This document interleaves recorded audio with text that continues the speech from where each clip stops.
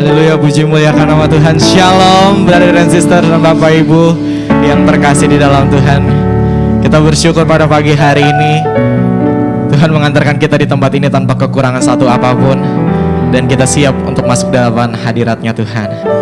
Terima kasih Tuhan Yesus. Terima kasih Tuhan. Mari jemaat Tuhan, kita satukan hati kita, kita tundukkan kepala kita, kita bawa hati kita di depan hadirat-Nya, karena kita mau memberikan yang terbaik hari ini. Kita mau dilawat oleh kuasa yang datang daripada Tuhan. Terima kasih Tuhan.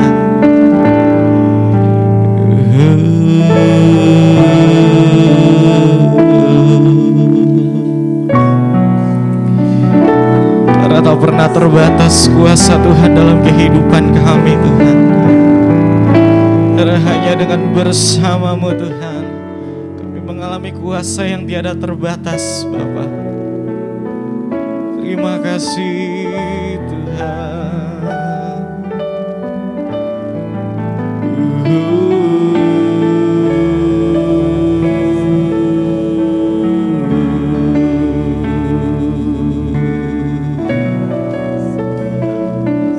Karena kami melewati seminggu ini Tuhan, kami melewati 1 minggu, 1 pekan ini dengan kuasa-Mu Tuhan.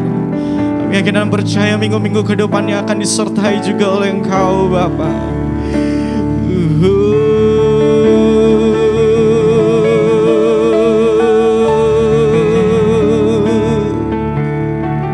Ini kami Tuhan, ini kerinduan kami.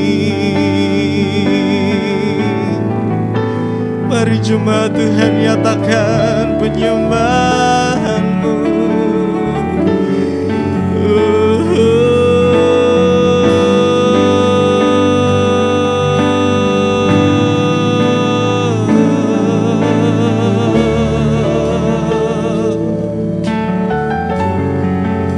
Kami mau mengundang hadirat-Mu Tuhan. Kami mau mengundang Roh Kudus-Mu. Kami mau mengundang setiap lawatan-Mu bagi kami Tuhan.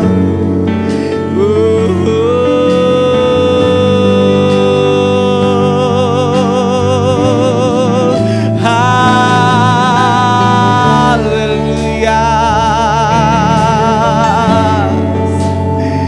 Engkau jamah kami Tuhan dengan kuasa-Mu. Engkau lawat kami dengan hadirat-Mu, oh Tuhan.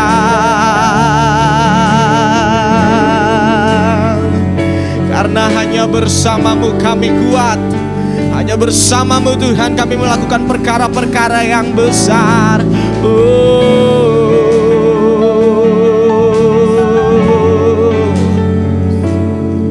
Kami bersyukur Engkau bersama dengan kami sampai detik hari ini Tuhan.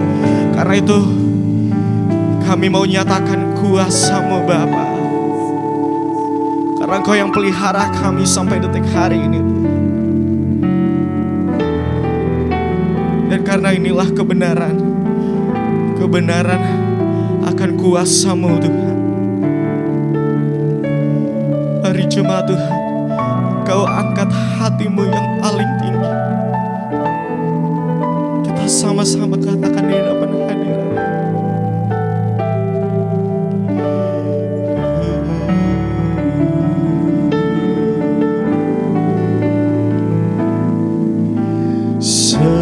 Semusim berlalu, namun Kau selalu peliharaku.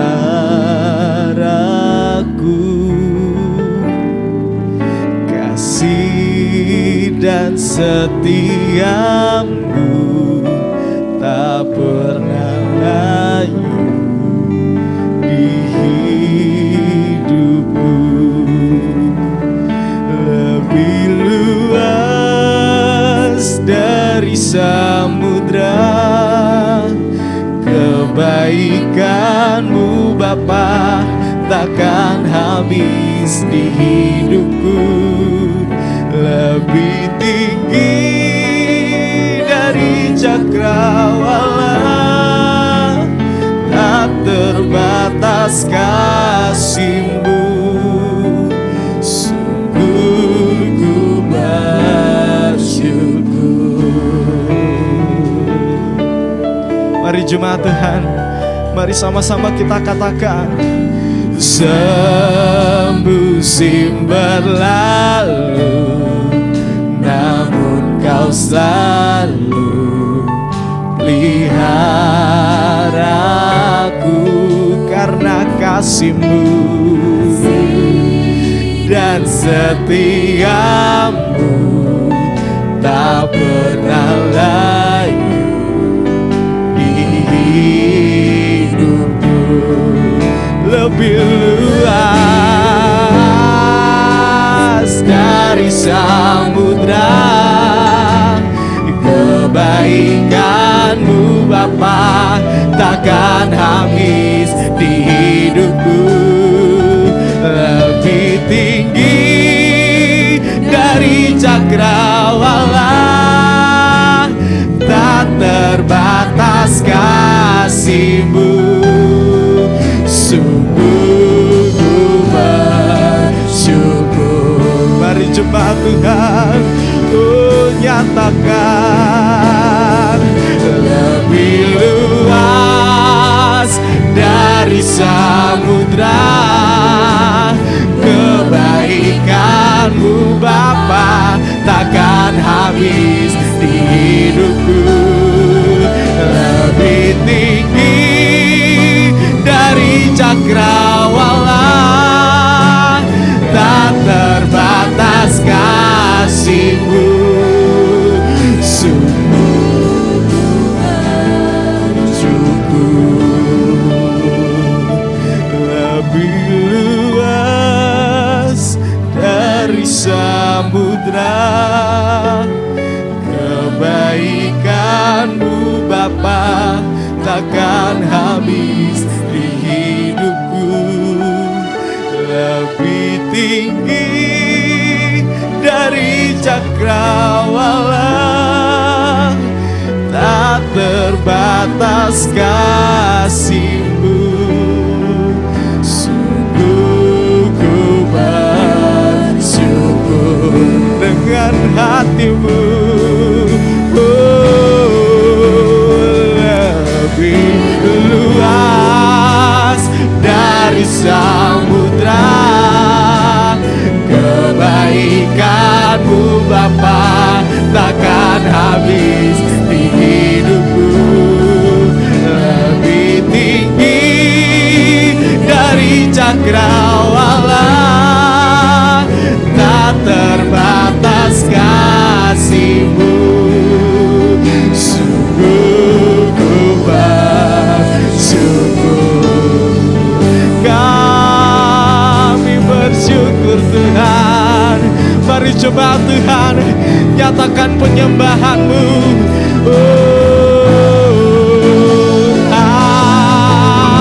Haleluya. Karena lebih luas dari samudra-Mu Tuhan, lebih tinggi kuasa-Mu dalam kehidupan kami.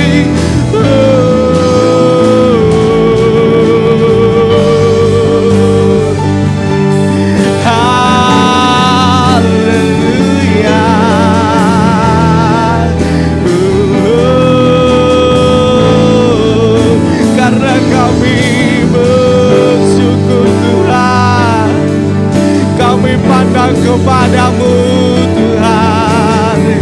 Kami pandang kuasa-Mu, kami pandang keajaiban-Mu Tuhan.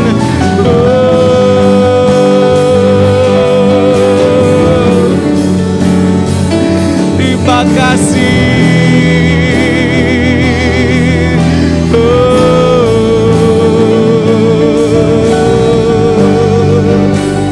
Kau jabat Tuhan, Kau lawat kami, Kau penuhi tempat ini, Kau penuhi ruangan ini Tuhan.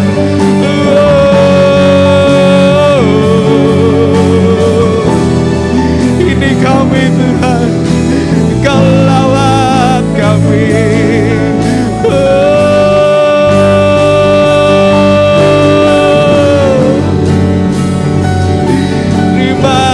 Kasih Tuhan,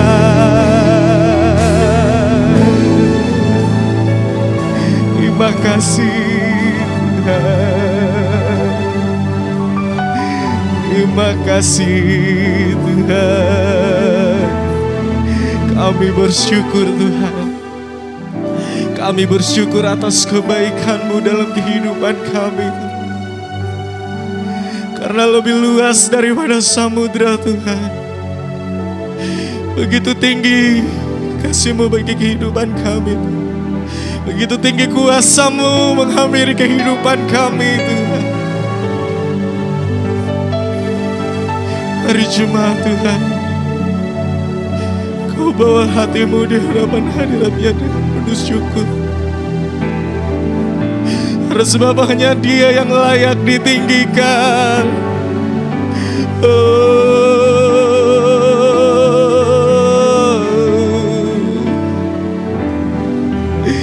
Engkau yang layak, Kau yang layak kami tinggikan di hadapan dunia ini Tuhan.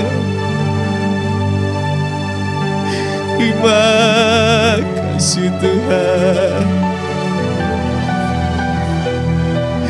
terima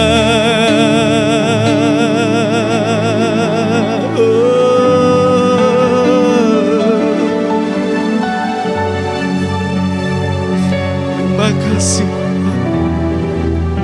Terima kasih Tuhan. Hari Jumat Tuhan, hari Jumat Tuhan, hari Jumat Tuhan, kita sama-sama mau meninggikan nama-Nya, kita mau mengagungkan nama Tuhan.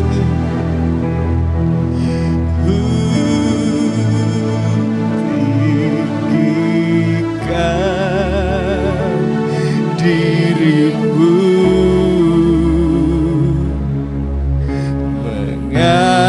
mengatasi langit, kebesaran-Mu Tuhan, mengatasi bumi, tinggikan diri-Mu mengatasi langit, kemuliaan-Mu Tuhan, mengatasi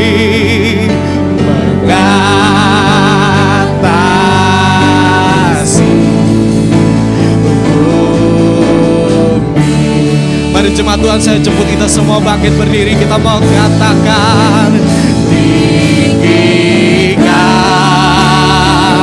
diri-Mu, oh mengatasi di langit, kebesaran-Mu Tuhan, karena kebesaran-Mu mengatasi bumi, tinggikan diri-Mu, mengatasi langit,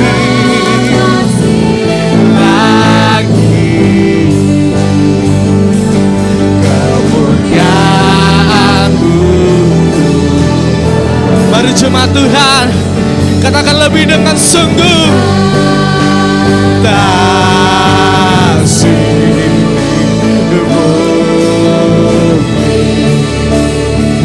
dengan hatimu kita nyatakan, tinggikan dirimu mengatasi langit, kebesaran-Mu mengatasi bumi, tinggikan dirimu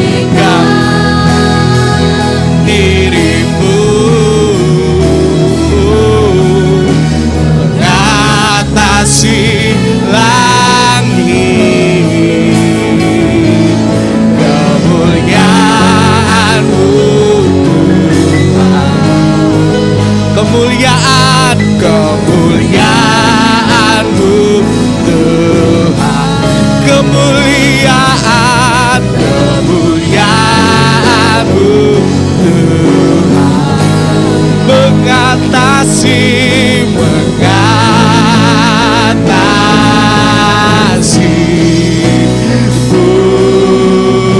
berikan kemuliaan-Mu untuk Tuhan.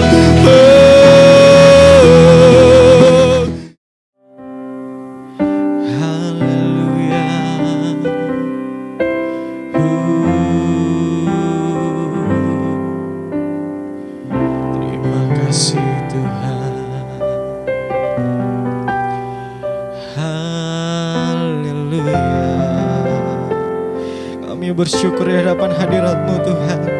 Kau membawa kami sampai di titik ini Tuhan. Kami percaya semua ada dalam rancangan-Mu Tuhan. Karena bukan dengan kekuatan kami, tapi karena kuasa-Mu Tuhan.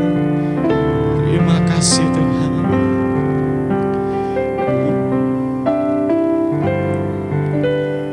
Bukan dengan kekuatanku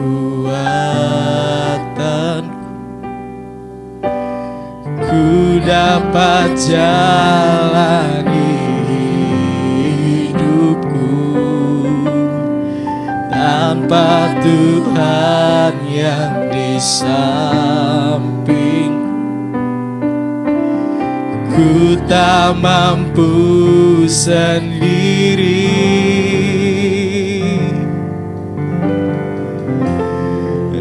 Engkaulah kuatku yang menopangku. Mari jemaat Tuhan katakan, ku pandang wajah-Mu dan berseru, pertolongan datang dari-Mu. Peganglah tanganku, jangan lepaskan. Kaulah harapan dalam hidupku. Kita katakan dengan hati kita, bukan dengan kekuatan ku dapat jalani hidupku, tanpa Tuhan yang di samping ku tak mampu sendiri. Yesus, Kaulah, Engkaulah kuatku yang menopangku. Katakan dengan hatimu, pandang wajah-Mu dan berseru, pertolonganku datang darimu. Peganglah tanganku, jangan lepaskan. Kaulah harapan dalam hidupku. Sama-sama nyatakan, ku pandang wajahmu dan berseru, pertolonganku datang dari kepada hamba-Nya kami bersama. Peganglah tanganku, jangan lepaskan. Kaulah harapan dalam hidupku. Ku pandang wajahmu, ku pandang wajahmu dan berseru, pertolongan datang darimu. Yes Lord. Peganglah tanganku, jangan lepaskan. Kaulah harapan dalam hidupku. Kaulah harapan, Kaulah harapan dalam hidupku. Kaulah harapan, Kaulah harapan dalam hidupku. Haleluya. Kita berikan tepuk tangan yang meriah untuk Tuhan Yesus. Haleluya, haleluya, haleluya. Haleluya, haleluya, haleluya. Oh, haleluya, haleluya. Oh, haleluya, haleluya. Kami bersyukur Tuhan Yesus, Kau baik. Kau luar biasa Tuhan. Kami sungguh merasakan kehadiran-Mu di tengah kami pagi hari ini Tuhan. Kau baik, Kau dahsyat. Terima kasih Kau datang dengan segala kasih dan kuasa-Mu melawat kami, mengubahkan kehidupan kami. Terima kasih Bapa, berbicaralah kepada kami anak-anak-Mu. Ajar kami dengan cara-Mu yang sederhana, supaya kami menangkap isi hati Tuhan dan kami melakukannya dalam kehidupan kami. Urapi hamba-Mu yang bukan apa-apa ini. Terima kasih Bapa, di dalam nama Tuhan Yesus Kristus. Mari kita yang siap mendengarkan firman Tuhan, kita bersama-sama katakan amin. Berikan tepuk tangan yuk buat Allah kita. Haleluya. Puji Tuhan, silakan duduk kembali Bapak Ibu Saudara. Puji Tuhan, selamat pagi. Shalom. Wah, masih shalom. Nah, ini dia. Kayaknya belum pada sarapan ini ya. Haleluya. Puji Tuhan, terima kasih buat Pastor Nathan dan juga Pastor Lina. Wah, Koko sama Cici saya yang luar biasa ini ya. Dahsyat, senang sekali setiap kali berjumpa dengan mereka saudara ya. Dan tentu juga dengan Bapak Ibu ya. Oke, pada pagi hari ini saya ingin sharing tentang my spiritual growth ya. Pertumbuhan rohaniku. Sengaja judulnya bukan your spiritual growth. Jadi ini gak ada hubungannya dengan kamu, tapi ini bicara tentang siapa? Tentang aku, my spiritual growth. Jadi waktu kita mendengarkan sharing firman Tuhan pagi hari ini, jangan tunjuk orang lain. Yang setuju katakan amin. Ini bukan soal your spiritual growth, tetapi ini soal my spiritual growth. Artinya waktu kita mendengarkan sharing firman pada pagi hari ini, marilah kita menjadikan firman Tuhan sebagai cermin, sebagai kaca di mana kita bercermin, terlihat apa yang nampak dalam kehidupan kita. Dan ini sangat penting sekali. Ya, my spiritual growth. Bagaimana kita mengalami pertumbuhan rohani di dalam kehidupan kita. Waktu saya berdoa, Tuhan tunjukkan ini dan saya pikir ini selaras dengan tema besar daripada Hope Church yang berbicara tahun ini tentang level up. Betul ya?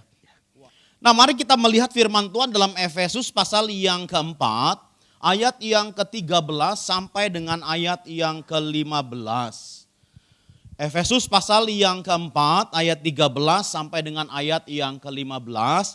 Demikianlah firman Tuhan, saya bacakan. Sampai kita semua telah mencapai kesatuan iman dan pengetahuan yang benar tentang anak Allah, kedewasaan penuh dan tingkat pertumbuhan yang sesuai dengan kepenuhan Kristus. Sehingga kita bukan lagi anak-anak yang diombang-ambingkan oleh rupa-rupa angin pengajaran, oleh permainan palsu manusia dalam kelicikan mereka yang menyesatkan. Tetapi dengan teguh berpegang kepada kebenaran di dalam kasih, kita bertumbuh di dalam segala hal ke arah Dia, Kristus yang adalah kepala. Dikatakan di sini bahwa dengan berpegang teguh pada kebenaran, kita bertumbuh ke segala arah di situ kepada Kristus. Artinya apa Bapak Ibu dikasih Tuhan, kalau kita melihat bagian daripada apa yang ditulis oleh Rasul Paulus kepada jemaat di Efesus, di dalam Efesus pasal yang keempat ayat 13-15 tadi, kita melihat di situ bahwa Tuhan menghendaki kita terus bertumbuh. Yang setuju katakan amin ya. Kita harus terus bertumbuh. Jangan pernah berhenti bertumbuh Bapak Ibu ya. Jadi waktu kita lahir baru percaya kepada Yesus, kita menjadi anak-anak rohani, bayi-bayi rohani. Dan seberapapun lucunya anak bayi saudara, tentu orang tua yang benar pengen melihat pertumbuhan anaknya. Saya mungkin pernah bilang, saya pernah cerita, waktu Rachel lahir, wah dia bayi paling besar. Bener. Dia di kandungan itu udah 42 minggu ceh. Jadi udah 10 bulan. Enggak mules-mules. Ya, kemudian sampai dokter bilang terakhir periksa, pokoknya nanti kalau belum mules juga harus dibawa tetap ke rumah sakit. Jadi hari Senin mau dibawa ke rumah sakit, Minggu Foni istri saya masih pelayanan. Di counter pelayanan jemaat. Akhirnya seharian itu lancar, aman, nggak ada mulus-mulus. Senin kita bawa ke rumah sakit. Dibawa kemudian diinduksi sama dokter. Dikasih induksi sampai 2 botol, nggak mau keluar juga si Rachel itu. Ya. Terus kemudian wah dokter bilang ini harus disesar. Kenapa? Karena udah pengapuran grade 2 lebih. Kalau pengapurannya udah grade 3 hari-harinya, maka saluran nafas dan saluran makanannya tertutup sehingga bisa mati bayi dalam kandungannya. Harus dioperasi, disesar. Jadi dia sesar itu bukan keinginan kita, tetapi memang sudah waktunya harus disesar di situ. Lalu kemudian pas dia udah keluar, ya dibawa sama suster. Begitu saya lihat bayi itu, saya langsung tahu ini anak saya. Kenapa? Mukanya mirip sama saya gitu ya. Jadi pas ngeliat kayak ngeliat cermin, iya dia anak gua pasti gak mungkin salah gitu ya. Saya tanya sama dia, bagaimana sus? Nangis gak? Kejornya cengeng, ntar juga kedengeran dah. Wah betul, gak lama nangis Rachel itu ya. Saya lihat gede banget nih anak. Susternya bilang gini, Pak saya 10 tahun kerja di, itu Rachel kan lahir tahun 2005, berarti dari tahun 95 dia kerja di sebagai bidan. Dia bilang selama 10 tahun ini anak paling gede Pak katanya. Yang saya urus kata dia. Wah lahirnya 4 kilo lebih Rachel itu. Panjangnya 54. Jadi begitu lahir udah kayak anak umur 3 bulan. Bukan kayak bayi saudara ya. Nah jadi dia lucu banget saudara ya. Waktu dia mulai gede juga udah malah bule. Sekalipun bapaknya hitam jangan lihat bapaknya. Lihat maminya saudara ya. Maminya bule ya. Untung ya anaknya yang ikut sama maminya. Jadi udah mana bule gitu ya, terus kemudian suka ketawa, jarang nangis. Even sampai sekarang usia 19 tahun kita bisa ngitung berapa banyak dia nangis. Nangis yang betul nangis saudara ya, bukan karena dilawat Tuhan itu lain, kita gak masuk hitungan ya. Kalau dilawat Tuhan, hadirat Tuhan ya tentu dia nangis saudara ya. Tapi nangis yang karena dia terluka hatinya itu dari 20 jari kita ini bisa dihitung. Jarang sekali nangis. Nah ini empenya tahu persis Rachel dari kecil ya. Wah ceria sekali anaknya. Tangguh gitu sampai sekarang. Nah betapapun dia lucu waktu bayi itu. Sebagai orang tua kan saya gak bilang begini. Udah celah jangan gede-gede segini aja. Enggak saudara. Kita pengen dia bertumbuh. Kita pengen lihat pertumbuhannya itu. Demikian juga Bapa di sorga. Seberapapun Anda lucu sebagai bayi rohani. Aduh imut-imut banget ya anak rohani gue. Sekalipun begitu. Tapi Bapa di sorga pengen ngelihat kita bertumbuh. Amin. Bilang kiri kanannya, seberapapun lucunya kamu, seberapapun imutnya kamu, Bapa di sorga pengen kamu bertumbuh. Haleluya. Ya, kita harus terus bertumbuh sampai kapan? Bertumbuh sampai memenuhi standar Tuhan. Bukan standar kita. Makanya tadi ayatnya bilang sampai kita mencapai tingkat kedewasaan yang penuh. Jadi soal pertumbuhan rohani itu bukan pilihan kita. Bukan saya memilih, udahlah cukup saya segini aja, saya gak mau bertumbuh lagi. No, bukan seperti itu. Sama seperti halnya anak gak bisa dia bilang, udahlah Pi aku gak mau bertumbuh, cukup jadi anak remaja aja. Aku takut jadi orang dewasa, gak bisa. Sekalipun kita senang dengan dunia anak-anak kayaknya ceria, gak mikirin uang, gak mikirin sekolah, pokoknya everyday main, makan, dirawat sama orang tua. Sekalipun seperti itu kita gak bisa pilih untuk tetap menjadi anak-anak. Kenapa? Kita harus terus bertumbuh. Yang mengerti katakan amin. Demikian kerohanian kita gak bisa pilih, udahlah pastor saya gak mau bertumbuh lagi, saya cukup sampai di sini saja, gak bisa pilih. Kenapa? Firman Tuhan katakan buat kita. Dan Tuhan mau kita terus bertumbuh, bukan sesuai standar kita, tetapi sesuai dengan standar yang dikehendaki oleh Tuhan. Itu sebabnya Bapak Ibu, brothers and sisters, tolong jangan berhenti bertumbuh. Apapun yang terjadi, persoalan, pergumulan, masalah dalam kehidupan, jangan berhenti bertumbuh karena Tuhan mau kita semua terus bertumbuh. Kemudian kalau kita melihat dari Efesus pasal yang keempat ini dikatakan bahwa kita harus bertumbuh dalam segala hal ke arah Kristus. Jadi kerohanian kita, bahkan hidup kita sehari-hari, pekerjaan kita, semua aspek hidup kita itu harus terus bertumbuh. Dan fokusnya kepada siapa? Kristus. Nah ini penting buat kita. Jadi kalau kita melihat ayat ini, itulah apa yang Rasul Paulus sampaikan dengan inspirasi Roh Kudus. Slide berikutnya. Ini slide, gambar ini ternyata gambar legend saudara ya. Dari waktu Cilina masih kecil ke Posyandu pasti orang tuanya dikasih gambar ini. Masih inget gak? Iya, waktu ya kita punya anak ya, kita akan dapat itu selebaran ini. Datang ke Posyandu ada selebaran, ada namanya Doni Lubianto. Terus kemudian pas ditimbang ya, kemudian disilang udah di mana gitu ya. Berat badannya, tinggi badannya diukur ini.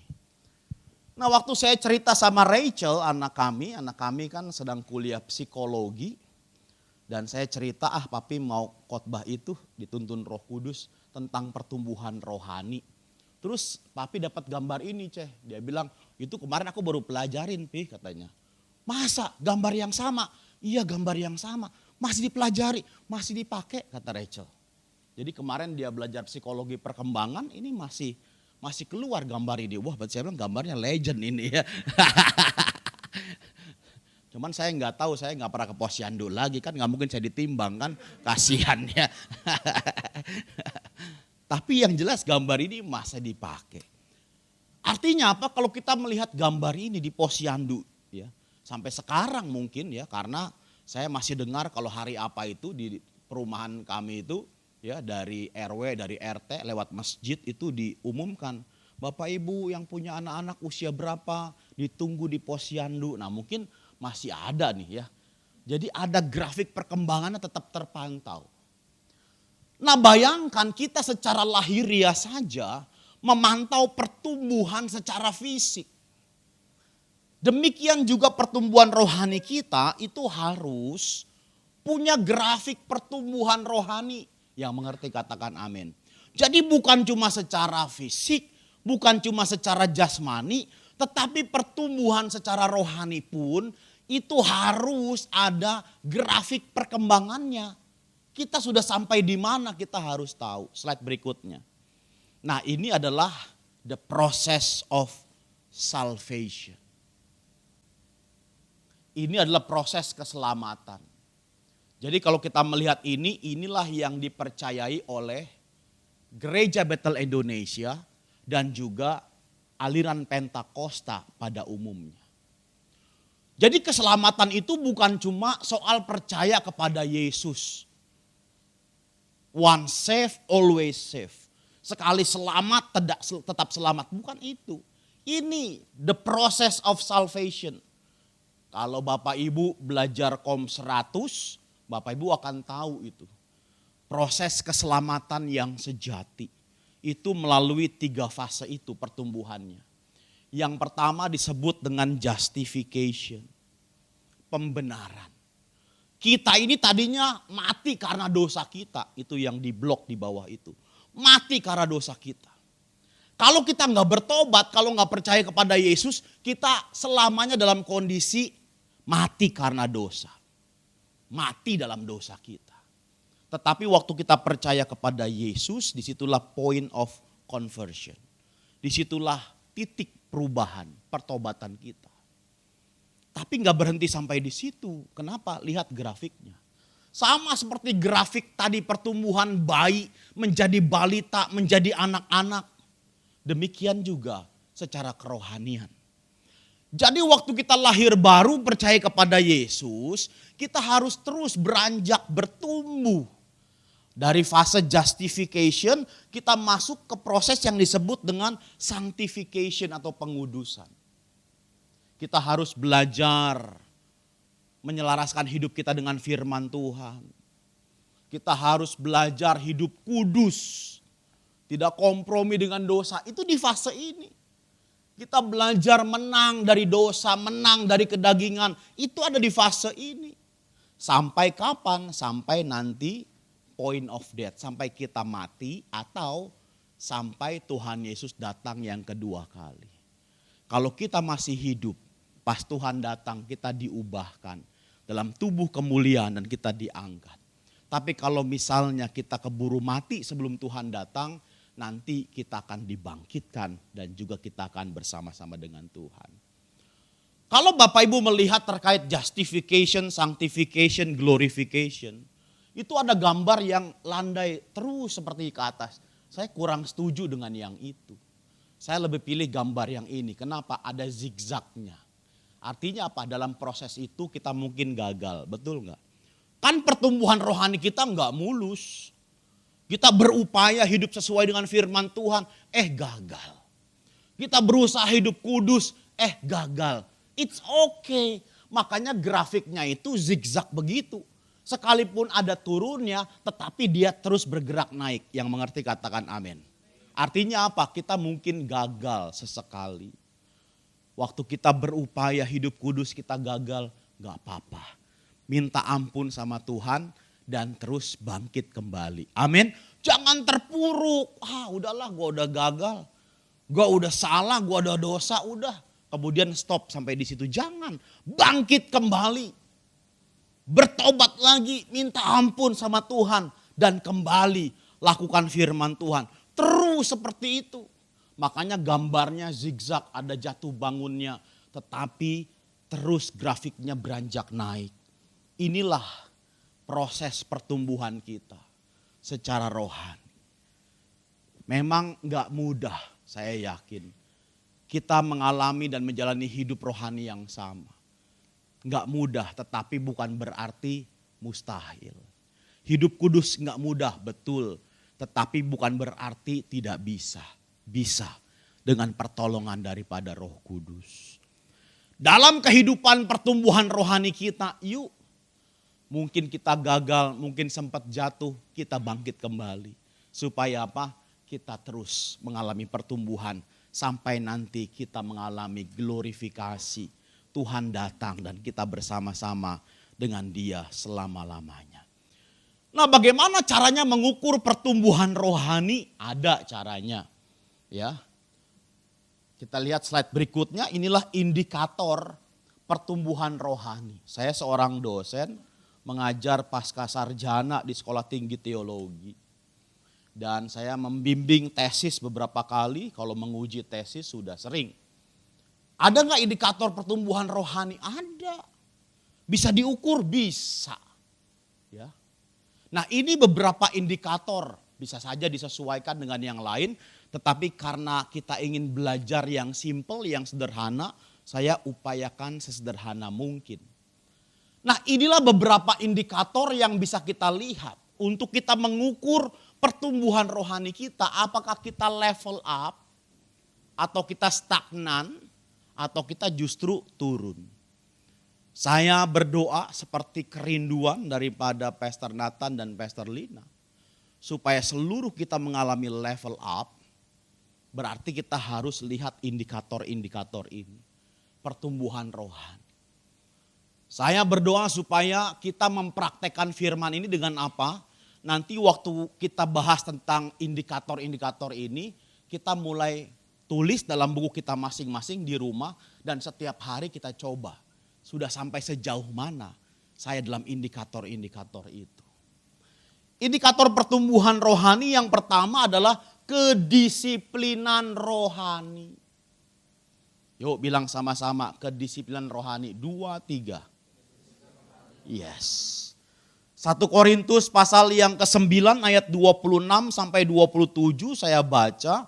Sebab itu aku tidak berlari tanpa tujuan dan aku bukan petinju yang sembarangan saja memukul. Tetapi aku melatih tubuhku, I beat my body, I discipline my body. Dan menguasainya seluruhnya supaya sesudah memberitakan Injil kepada orang lain, jangan aku sendiri ditolak. Nah, ini yang disampaikan Rasul Paulus kepada jemaat di Korintus. Dia mengatakan dia seorang rasul yang hebat. Dia rasul yang melakukan banyak mujizat, menanam gereja. Tetapi dia sendiri mengatakan I discipline my body. Itu dalam terjemahan bahasa Inggris. I beat my body. Jadi kata melatih di situ mendisiplinkan tubuhnya. Mendisiplinkan kerohaniannya. Ini penting. Apa itu ukuran disiplin rohaninya? Seberapa kita berdoa, memuji, menyembah Tuhan. Berdoa, memuji, menyembah Tuhan ini bukan karena kita di GBI, Pentakosta, di bawah keluarga Gatsu, Pak Niko. No, bukan cuma sekedar itu. Semua orang percaya harus memiliki disiplin rohani, berdoa, memuji, menyembah Tuhan. Karena itu natur kita sebagai orang percaya. Yang mengerti katakan amin, saudara. Kemudian apalagi disiplin rohani yang harus kita miliki? Saat teduh. Quality time dengan siapa? Dengan Tuhan. Engkau pribadi dengan Tuhan. Sejak dari awal kami diajarkan dan kami praktekkan saat teduh itu sifatnya pribadi. Kalau sama istri sama suami itu namanya apa? Mesbah keluarga. Itu dua hal yang berbeda. Jadi kalau jam 3:30 saya bangun, saya berdoa sendiri, itu saat teduh saya dengan Tuhan. Kadang saya pakai di ruang tamu, ruang tengah, atau mungkin saya di sebelah ya. Tapi saya bersaat teduh pribadi dengan Tuhan. Kalau malam baru kami mesbah keluarga. Kami doa sama-sama, renungin firman Tuhan sama-sama.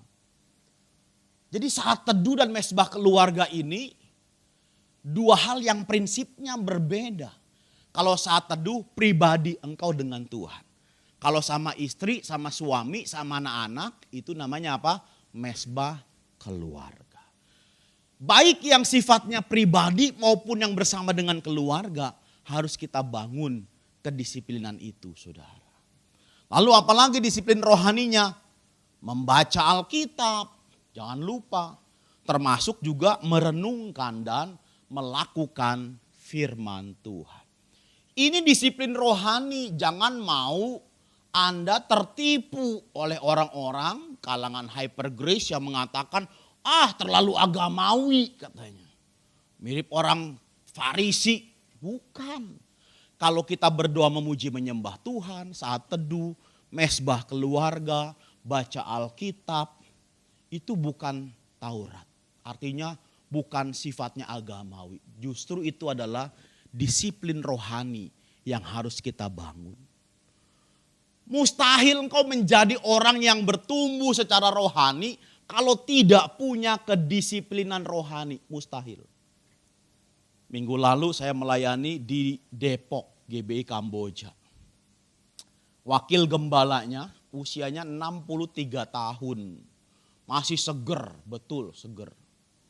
Dan dia bilang begini, setiap hari dia masih kuat lari 6 kilometer setiap hari. Gitu Ko Danu ya. 6 kilometer, usianya 63 tahun. Tapi everyday dia lari itu 6 kilometer. Kebanyakan kita kan bukan 6 kilometer, tapi lari dari masalah, betul gak saudara ya? Saya tanya, Om kok bisa umur 63 setiap hari lari 6 kilometer? Dia bilang memang tidak bisa langsung kata dia. Awalnya saya jalan-jalan kecil, jogging di perumahan. 1 putaran, 2 putaran, 3 putaran. Kok makin lama kayaknya gak terlalu terasa bagaimana gitu. Dia mulai lari dari kecil sampai akhirnya dia lari 6 kilometer everyday. Jadi sesuatu yang berat itu menjadi ringan ketika apa? Ketika disiplin. Dilakukan setiap hari secara rutin. Nah ini dia ya. Artinya apa? Kalau baca Alkitab berat. Kalau memuji menyembah Tuhan berat. Itu berarti kita perlu latihan rohani. Yang setuju katakan amin. Yuk kalau kita mau level up.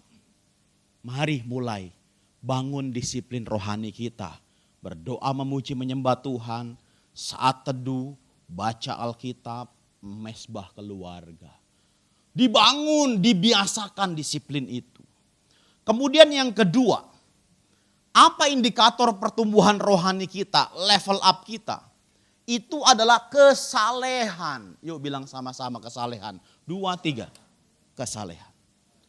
1 Timotius pasal yang keempat ayat 7b sampai dengan ayat yang ke-8 saya baca. Latihlah dirimu beribadah. Latihan badani terbatas gunanya, tetapi ibadah itu berguna dalam segala hal karena mengandung janji baik untuk hidup ini maupun untuk hidup yang akan datang. Ayat ini kan berkata, latihlah dirimu beribadah. Kata beribadah di situ dalam bahasa aslinya, dan kalau Bapak Ibu melihat di TB2, terjemahan baru edisi kedua, sudah lebih jelas. Latihlah kesalehan. Jadi kita harus melatih kesalehan hidup kita. Kalau kita mau bertumbuh, maka indikatornya itu adalah kesalehan. Apa itu kesalehan?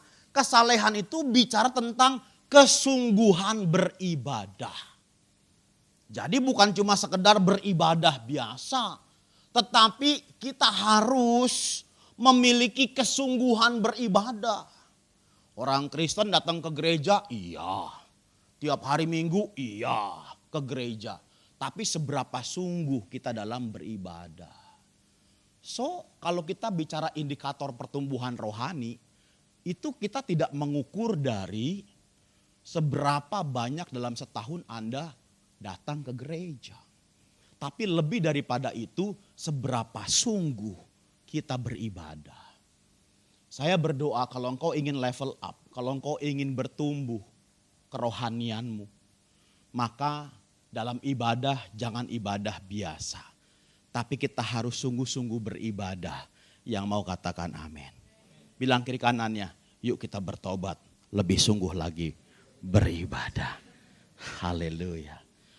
Nah, kesalehan itu bicara ketaatan beribadah. Jadi taat beribadah. Lalu kemudian kerajinan beribadah. Ini kesalehan. Jadi bukan cuma sungguh-sungguh, tapi juga taat. Bukan cuma taat, tapi juga rajin. Ibrani 10 ayat 25. Katakan apa? Jangan kita menjauhkan diri dari pertemuan-pertemuan ibadah kita. Seperti yang dibiasakan oleh orang. Tetapi marilah kita semakin giat melakukannya menjelang hari Tuhan yang semakin mendekat. Jadi kita harus lebih rajin beribadah. Yang mengerti katakan amin. Jangan beribadah kalau pas nggak ada kegiatan apa-apa. Tapi kalau pas bareng sama Cynthia nggak beribadah. Kemana kok nggak kelihatan? Aduh sorry, Cynthia hari kedua ya wah. Kok nggak ibadah? Ya kondangan. Coba saudara. Ya kondangan itu saya tanya, apa sih kondangan? Ternyata kondangan itu dikata keondangan gitu ya. Keundangan gitu, menghadiri undangan. Jangan sampai resepsi, undangan ke pesta mengalahkan kerajinan kita beribadah. Saya berdoa kalau Anda mau bertumbuh secara rohani, mau level up, tidak ada lagi jemaat yang tidak datang ke gereja. Alasannya waktunya gak keburu, soalnya mau pesta, mau ke undangan. Jangan, yang setuju katakan amin. Saya pun mengkhotbahkan yang sama di tempat saya menggembalakan. Lalu kemudian apa? Kesetiaan beribadah, ini dia. Jadi kesalehan itu bicara kesungguhan, ketaatan, kerajinan dan kesetiaan. Tertanam dalam gereja lokal, itu penting. Amin. Jadi di mana kita tertanam, disitulah kita beribadah. Jangan lirik kiri, jangan lirik kanan. Kayak orang menikah gitu loh saudara. Waktu beribadah juga begitu. Nggak usah banding-banding ke, di sini nggak ada LED-nya, di sana ada LED. Jangan. Pertumbuhan rohani kita itu lebih daripada cuma sekedar LED. Ya, setuju? Tapi kalau Bapak Ibu bilang, kami mau LED, kami mau nabur sama-sama, silahkan ya. Saya percaya Pastor Nathan sama Pastor Lina terima kalau Bapak Ibu mau nabur LED. Wah sekalian ngomong deh. Wah.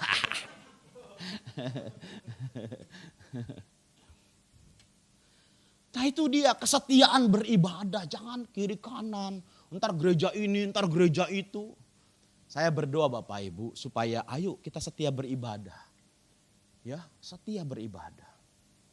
Itu bicara soal kesalehan. Oke, kemudian yang ketiga itu indikatornya apa? Kemurahan hati. Orang yang bertumbuh dewasa itu memiliki kemurahan hati. Lihat anak kecil egois, betul nggak?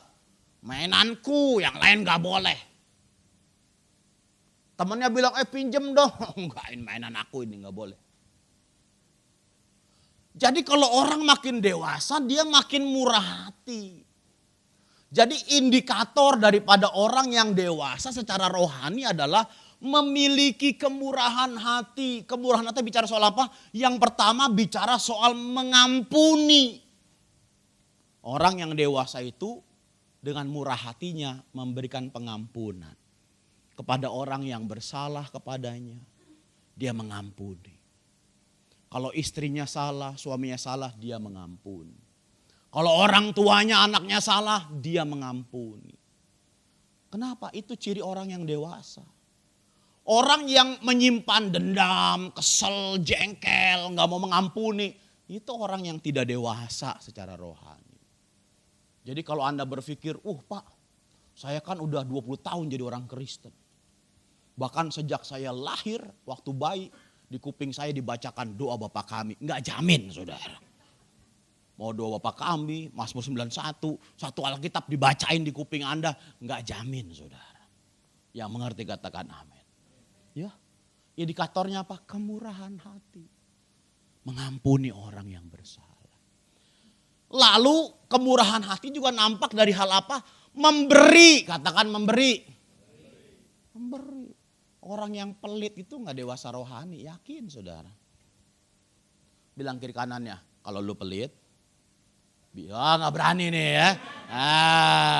Ya, bilang kalau lu pelit, berarti lu belum dewasa. Benar saudara. Saya enggak, ini firman Tuhan. 2 Korintus 8, 1 sampai 5 saya udah juga sempat sampaikan di sini. Baca lagi bagaimana Rasul Paulus memuji jemaat di Makedonia. Itu jemaat yang miskin, susah, sengsara. Bukan orang kaya seperti di Korintus. Korintus itu orang kaya, orang pinter, orang cerdas. Makedonia seperti di Filipi itu daerah yang miskin, susah. Tapi kalau Anda baca apa yang Rasul Paulus saksikan, waduh, Rasul Paulus tuh sampai terharu. Rasul Paulus tuh berusaha, jangan kasih, gue lihat lu aja susah gitu.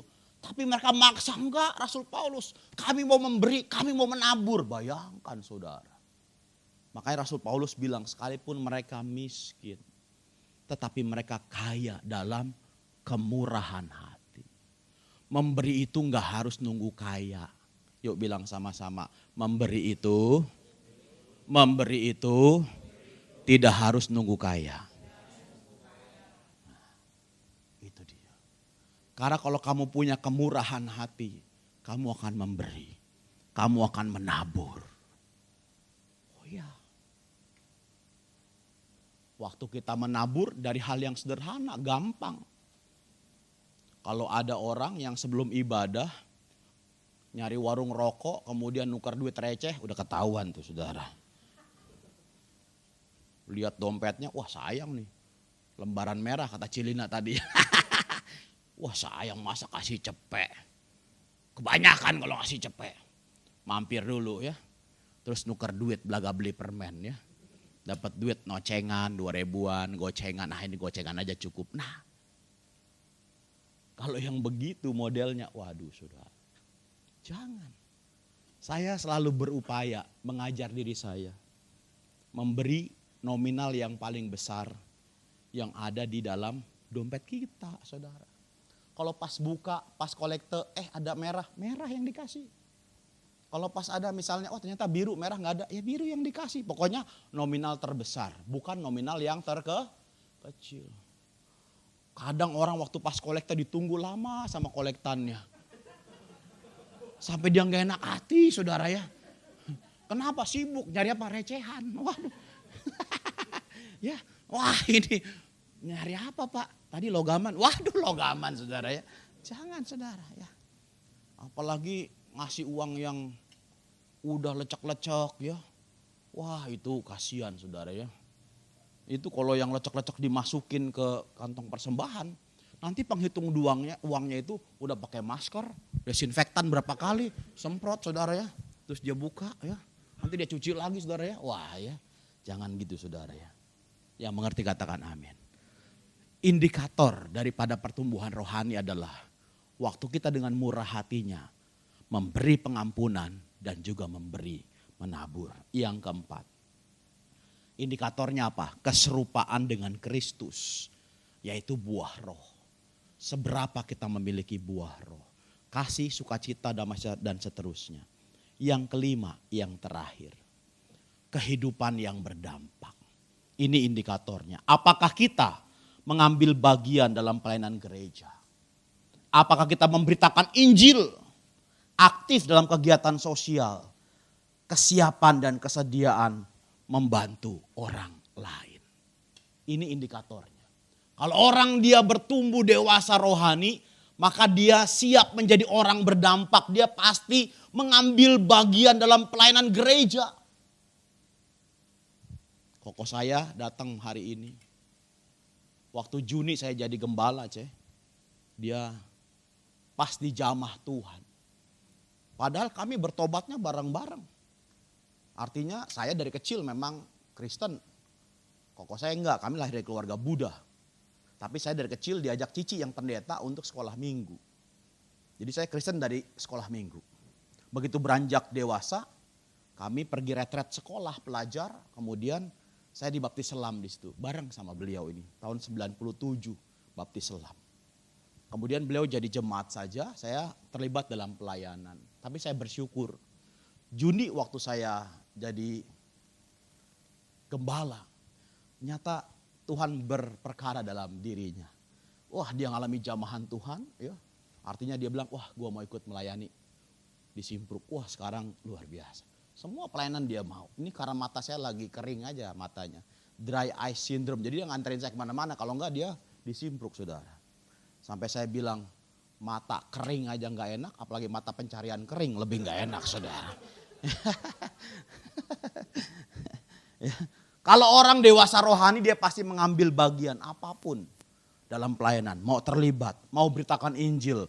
Dia mau aktif dalam kegiatan sosial dan juga siap sedia membantu orang lain. Slide terakhir kesimpulannya. Nah boleh nih difoto atau apa nanti minta juga boleh, silakan. Bikin masing-masing di kertas. Sejauh mana saya sudah bertumbuh tadi. Sejauh mana indikator itu nampak dalam hidup saya. Dengan jujur saja nggak apa-apa. Saya sedang mengajar karakter prajurit di STTB The Way sekarang ini. STTB The Way itu salah satu bos saya adalah Konatan. Karena dia sekretaris dari Yayasan Didaskalia. Yayasan Didaskalia membawahi STTB The Way. Saya dosen di situ, jadi saya anak buahnya Konatan kalau di kampus juga. Di STTB The Way ada mata kuliah namanya karakter prajurit. Di dalam mata kuliah yang saya ampu tidak ada UTS, tidak ada UAS. Yang ada project, evaluasi. Jadi selama 16 kali pertemuan mereka harus bikin project setiap minggu. Sejauh mana saya sudah berubah secara karakter dalam hidup. Jadi dipraktekkan langsung. Kalau Anda ingin level up, kalau Anda ingin bertumbuh secara rohani, praktekkan sendiri. Secara tadi disiplin rohani, udah sejauh mana saya disiplin rohani? Sejauh mana saya kesalehan dan lain-lain. Dengan begitu kita bisa mengukur sejauh mana kita sudah bertumbuh. Yang mengerti katakan amin. Mari kita berdoa yuk. Haleluya. Mari sebentar kita renungkan, refleksikan firman Tuhan. Sambil merenungkan sejauh mana saya sudah bertumbuh. My spiritual growth is my responsibility. Pertumbuhan rohaniku adalah tanggung jawab. Pertumbuhan rohani Anda bukan tanggung jawab langsung dari Pastor Nathan, Pastor Lina. Tapi tanggung jawab saya, pribadi lepas pribadi. Mari kita mengukur pertumbuhan rohani kita. Melalui indikator yang sudah tertulis dalam firman Tuhan. Khotbah yang kamu dengar hari ini akan menjadi sia-sia kalau kita tidak melakukannya. Saya berdoa, kalau kita mau level up, kalau kita mau terus bertumbuh dalam kerohanian kita, mari kita praktekkan firman Tuhan yang kita dengar. Yang setuju katakan amin. Bapak, kami bersyukur Tuhan untuk hari ini kami boleh terus dipelihara oleh Tuhan, terus kami boleh menikmati kebaikan-kebaikan Tuhan. Kami bersyukur kami semua dalam keadaan yang baik dan sehat. Kami juga percaya ini adalah berkat yang Kau berikan buat kami. Terima kasih buat ibadah ini dari awal sampai akhirnya. Kau sudah pimpin, Kau sudah berkati. Kami percaya Tuhan dalam ibadah ini yang sakit sudah disembuhkan dalam nama Tuhan Yesus. Yang susah sudah dihiburkan dalam nama Tuhan Yesus. Yang lemah sudah dikuatkan dalam nama Tuhan Yesus. Bahkan kami juga percaya yang jatuh sudah diangkat kembali dalam nama Tuhan Yesus. Terima kasih Bapa untuk kasih-Mu yang begitu besar. Engkau memberkati semua yang sudah hadir. Tidak terkecuali setiap pribadi diberkati Tuhan. Baik yang ada di lantai 3 maupun yang ada di lantai 1 diberkati Tuhan. Terima kasih Bapa. Juga yang mengikuti secara online, Engkau juga memberkati Tuhan. Terima kasih Bapa, kami bersyukur untuk setiap anak-anak-Mu yang sudah hadir. Setiap anak-anak-Mu yang sudah melayani, Engkau juga berkati. Kami percaya pelayanan apapun yang kami persembahkan buat Tuhan, tidak ada yang sia-sia. Worship leader, singers, pemusik, multimedia, soundman, usher, greeters, pendoa syafaat, koordinator ibadah, semuanya diberkati Tuhan. Bahkan mungkin ada yang hamba-Mu belum sebut, Engkau juga tilik diberkati Tuhan. Terima kasih Bapak, kami bersyukur Tuhan. Terima kasih Tuhan juga untuk persembahan yang sudah dikumpulkan. Engkau juga memberkati Tuhan, baik secara cash maupun transfer. Anak-anak-Mu yang sudah memberi, bahkan yang sudah mengembalikan persepuluhan, Engkau memberkati berlimpah-limpah. Terima kasih Bapak, kami bersyukur Tuhan. Kami sungguh bersyukur untuk keluarga yang Kau berikan, keluarga kerajaan Allah yang kami kenal dengan nama Hope Church di tempat ini. Engkau memberkati Tuhan rencana-rencana ke depan untuk sepanjang tahun 2024. Banyak rencana, banyak program kami serahkan ke dalam tangan-Mu Tuhan. Engkau yang bekerja Tuhan. Semuanya berkenan di hati Tuhan, semuanya memuliakan nama Tuhan. Terima kasih Bapa, kami bersyukur. Kami akan berpisah satu lainnya, tibaan kami ke tempat tujuan masing-masing. Damai sejahtera, sukacita dari Tuhan boleh terus limpah dalam kehidupan kami. Terima kasih Bapa, kami bersyukur. Dan saudara-saudara, sebelum kita meninggalkan tempat ini, biar Engkau sekali lagi Tuhan yang memberkati kami berlimpah-limpah. Berkat yang terbaik yang datang dari Allah Bapa, kasih sayang anugerah dari Tuhan kita Yesus Kristus, dan persekutuan dengan Roh Kudus yang akan terus memimpin, menguatkan, meneguhkan kita semua. Ada bersama dengan kita mulai dari saat sekarang ini bahkan sampai selama-lamanya. Dan kita semua yang diberkati Tuhan sama-sama katakan amin, amin. Tuhan Yesus berkati. Selalu bersyukur, selalu bersyukur. Kau Tuhan yang setia, yang selalu menopang. Ku mau selalu bersyukur, selalu bersyukur. Kau Bapakku yang setia, Kau Bapakku yang setia, Kau Bapakku yang